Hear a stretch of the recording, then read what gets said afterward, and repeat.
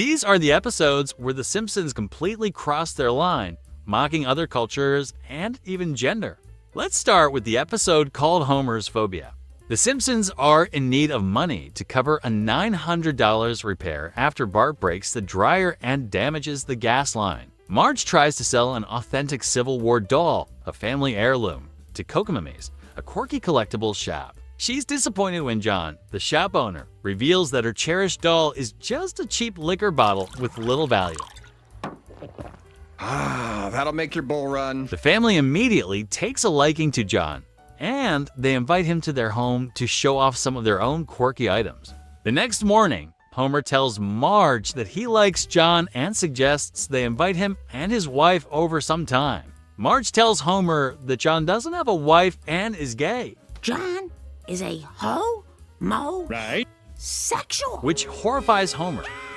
His attitude toward John changes completely, and he refuses to join the Springfield tour John has planned. However, the rest of the family enjoys the tour with John. Meanwhile, Bart starts wearing Hawaiian shirts, dancing in women's wigs, and eating cupcakes with strawberry icing instead of chocolate, which worries Homer, making him wonder if Bart might be gay. Homer tries to make sure Bart likes girls by forcing him to stare at a cigarette billboard with a woman in a revealing outfit.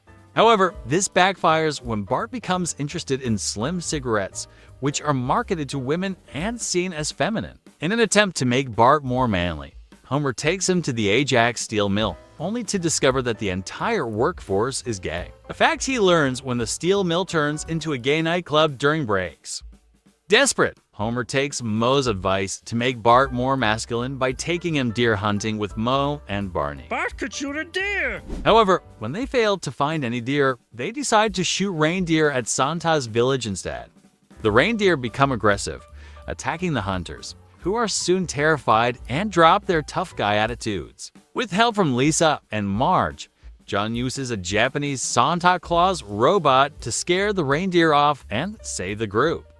Homer, grateful for John's help, finally accepts him.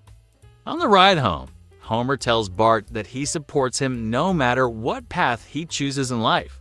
Bart is clearly confused, and the episode ends with a dedication to all steelworkers in America, encouraging them to keep reaching for their dreams.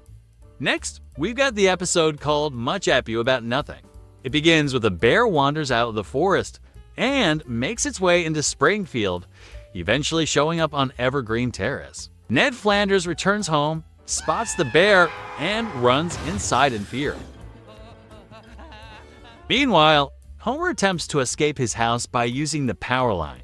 Chief Wiggum tries to tranquilize the bear with a blow dart but accidentally hits Barney instead. On his second attempt, Wiggum successfully hits the bear, knocking it out. After witnessing the bear incident, Homer declares he's fed up with the ongoing bear attacks. Country bear jamboree around here. Even though Ned points out it's the first one he's ever seen. First and only bear I've ever seen. Fired up, Homer rallies an angry crowd and marches to City Hall, demanding the mayor create a bear patrol to prevent bears from ever entering Springfield again. I hate to break it to you, but your city is infested with bears. Mayor Quimby approves the creation of a bear patrol, which quickly becomes expensive due to its use of advanced equipment and vehicles. The high costs lead to a $5 tax increase for the citizens. What? This is an outrage! It's the biggest tax increase in history! Actually, Dad, it's the smallest tax increase in history. Homer is furious, calling it the largest tax hike ever, but Lisa points out it's actually the smallest. Despite this, Homer remains upset and leads another angry crowd to City Hall. In typical Springfield fashion, the residents demand to keep the bear patrol but refuse to pay for it. Thinking on his feet, Mayor Quimby shifts the blame to undocumented immigrants, claiming they're responsible for the high taxes. Logic. He then announces a vote on a new proposition to decide whether these immigrants should be deported. The people of Springfield are shown putting up signs supporting Proposition 24, which calls for deporting undocumented immigrants. At the Quickie Mart, Homer chats with Apu, who reveals that he is undocumented. He explains that after his student visa expired, he never went through the citizenship process. Worried about being deported, Apu initially turns to Fat Tony for fake citizenship papers. However, after spending a day trying to act American, Appy realizes he can't continue living a lie. Look at me! I betrayed my Indian heritage, sir! What would my parents think of me now? He recalls his mother's words. Make us proud, son. Never forget who you are. Motivated by this, Appy decides to pursue legal citizenship. Homer suggests Selma marry Appy to help, but she flatly refuses, saying she'd rather eat poison. Determined, Appy prepares to take the U.S. citizenship test. Homer brings Appy home to help him study for the citizenship test. Although Appy initially demonstrates a solid understanding of American history, Homer repeatedly corrects him with wildly inaccurate facts. Later, Homer hands Appy his old 9th grade history notes and leaves him to study through the night. However, Appy falls asleep and, upon waking, realizes he's forgotten everything Homer taught him. Lisa reassured him by saying, "Perfect," and took him away to teach him the correct answers. Appy takes the test alongside others, and guess what? He successfully passes it, and the Simpsons throw a celebration party to congratulate him on becoming an American citizen. I don't know what Mayor Quimby's problem with immigrants is, but it's concerning and pretty bad that others supported him, even though the tax increase had nothing to do with immigrants. Thank God Homer saved Appy. Next, the episode titled The Boys of Bummer starts by showing a baseball game between Springfield and Shelbyville. The score is 5-2 in the bottom of the 9th with 2 outs, but Shelbyville has the bases loaded. When Shelbyville's batter hits a pop-up towards Bart, he fumbles the catch and repeatedly struggles to retrieve the ball. This mistake allows all for runners to score, handing Shelbyville a 6-5 victory. The crowd reacts by booing Bart and throwing beer at him. In his attempt to escape, Chief Wiggum tricks Bart into his police car and brings him back to the field, ensuring that Bart's embarrassment continues.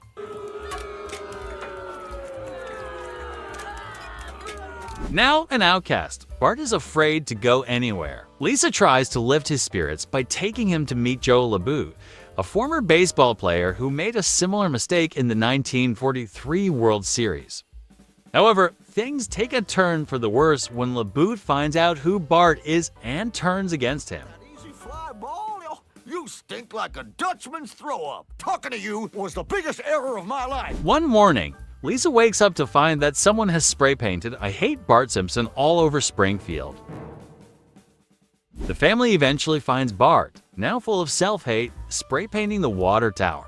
Encouraged by a crowd, Bart jumps off the water tower and lands in a bush, and, well, ends up hospitalized. While Bart is recovering in the hospital, Marge gets upset by the crowd outside chanting "Bart sucks." She scolds them for being so cruel. The townspeople, realizing they've lived up to a billboard saying Springfield is the meanest city in America, finally agreed to restage the game to help Bart feel better after Lisa suggests the idea. Bart wakes up in his baseball uniform, and after 78 failed tries, he finally catches the ball. 60 years later, an elderly Millhouse almost tells a 70-year-old Bart that the game was faked. We did it to make you feel better. A fake? But quickly says he was joking when Bart starts to cry. The ghosts of Homer and Marge watch from above and talk about their son, with Homer being Homer, wanting to have sex as always. I'm actually pretty shocked that a 10-year-old kid gets hated and even encouraged to be suicidal by the entire city of Springfield just for losing a baseball game. No doubt Springfield is the meanest city in America, for sure, man. Now, it's the episode titled Bart vs. Australia. The episode kicks off with Bart and Lisa racing their bathroom products at the sink. Bart blames his loss on Lisa's shampoo being in the inner lane compared to his toothpaste. Lisa tries explaining the Coriolis effect, though her explanation isn't perfect. Bart remains skeptical and tests it by draining the sink and flushing the toilet. Not only does the water swirl counterclockwise, but it also messes with Homer's shower temperature. Marge walks in, thinking Bart is unclogging the toilet, and advises him to use a plunger. Meanwhile, Lisa uses Bart's unopened globe to clarify the effect further, but Bart remains doubtful.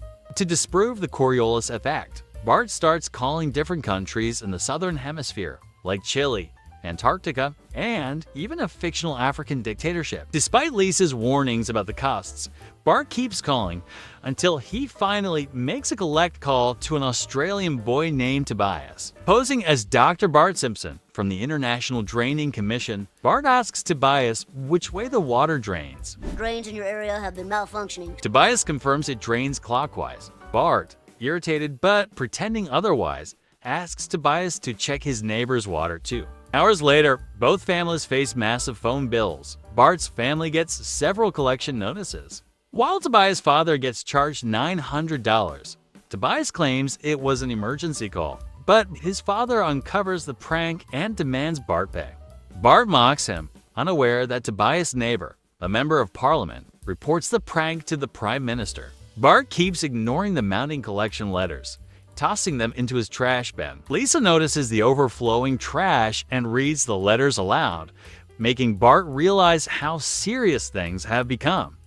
Eventually, Australia charges Bart with fraud, and the US State Department steps in to explain the situation. Relations between the US and Australia are tense, and Bart's prank has only made things worse. Since it's too late to repay the money, the department suggests making amends by having Bart serve 5 years in an Australian prison. Homer finds this punishment reasonable, but Marge firmly opposes it. Not wanting Bart in prison, the family agrees on a compromise. Bart must personally apologize in Australia. The family is flown to Australia, arriving exhausted. Lisa points out the time and day.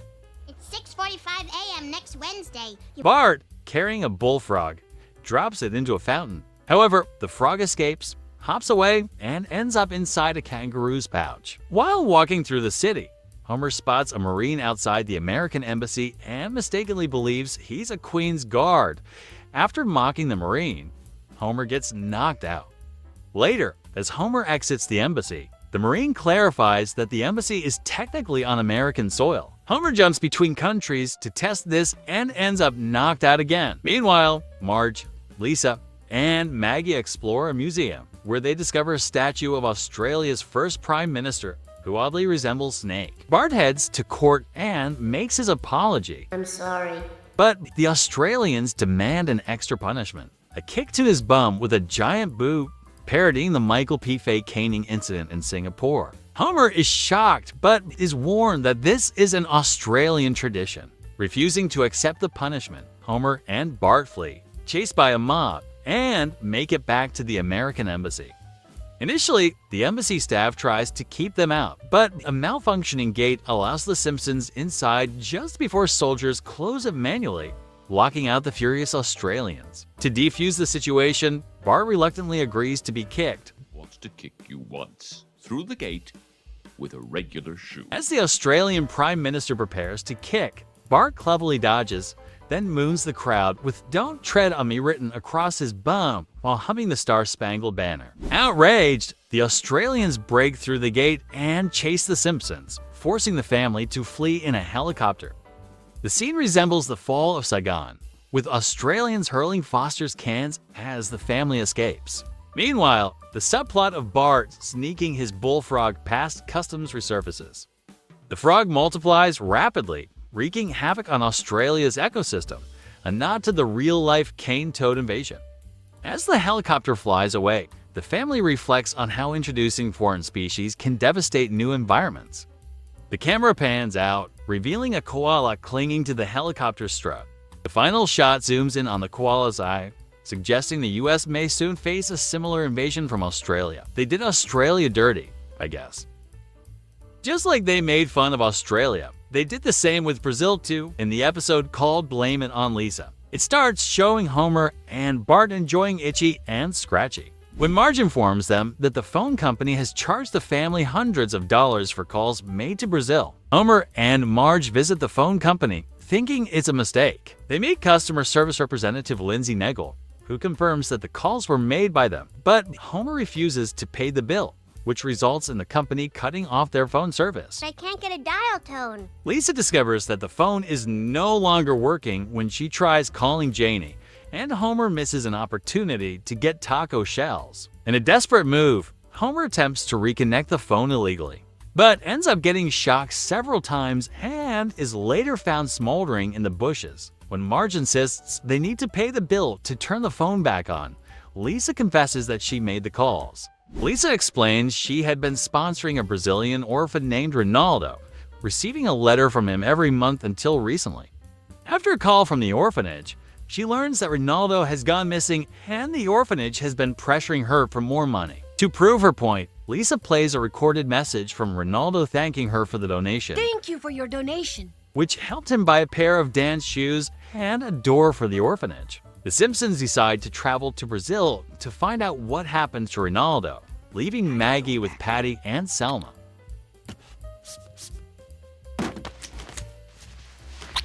While on the plane, Lisa explains that they are heading to the southern hemisphere, so it's winter in Brazil while it's summer at home. Bart, eager to fit in, proudly announces that he's learned Spanish. Marge corrects him, saying that people in Brazil speak Portuguese, not Spanish. When the family arrives in Rio de Janeiro, they find that they can navigate the city by following a lively conga line. After dancing their way to the hotel, Bart turns on the TV in his room and starts watching a children's program called Teletubbies, which Marge criticizes for its inappropriate sexual content. The Simpsons then set out to find Ronaldo. Their first stop is the slums of Rio, where they encounter colorful rats and vividly painted houses. Lisa remarks, the government only paints buildings in bright colors to avoid upsetting tourists. They eventually reach Ronaldo's orphanage, but the known there has no information on his whereabouts. Later that evening, while dining at a restaurant, Lisa presents a map of the city, marking all of Ronaldo's favorite spots. She divides the map, giving a piece to Homer and Bart, while keeping one for herself and Marge. Homer and Bart decide to check out Copacabana Beach first, while Marge and Lisa explore a samba school. Unfortunately, they still haven't found Ronaldo. To get to their next destination, Homer and Bart take a taxi, but they are kidnapped by men working with the driver. Luckily, Bart manages to escape and rushes back to inform the rest of the family. The taxi driver and his partner hold Homer hostage deep in the rainforest. They demand a ransom of $50,000 for his release. So have you got the 50,000? And Homer calls Marge to let her know. However, the Simpsons don't have enough money. Well, with all our savings and the money Grandpa wired us, we have $1,200. While walking through the streets of Rio, they come across a parade featuring the Teletubbies show. To Lisa's surprise, Ronaldo is working inside the Teletubbies' Flemish flamingo costume. He got the job after learning to dance using the shoes Lisa bought him with her well-paid donation. Ronaldo explains that he stopped writing to Lisa because he didn't know what state she lives in, as the orphanage had always been the one sending her letters. Later, Ronaldo gives the Simpsons the money they need to save Homer. Meanwhile, Homer gets closer to his kidnappers, even showing them an album he made about his time with them, leading to him developing Stockholm Syndrome. The family and kidnappers meet on separate cable cars near Sugarloaf Mountain. The Simpsons throw the ransom money to the kidnappers, but when Homer jumps onto his family's cable car, the cables break, and both cars crash down the mountainside. The family survives, but Bart gets swallowed whole by an anaconda. The episode ends with Bart inside the snake, dancing to a carnival song. That's it, my friends. Let me know if you think of any other dark episodes where The Simpsons really crossed their line.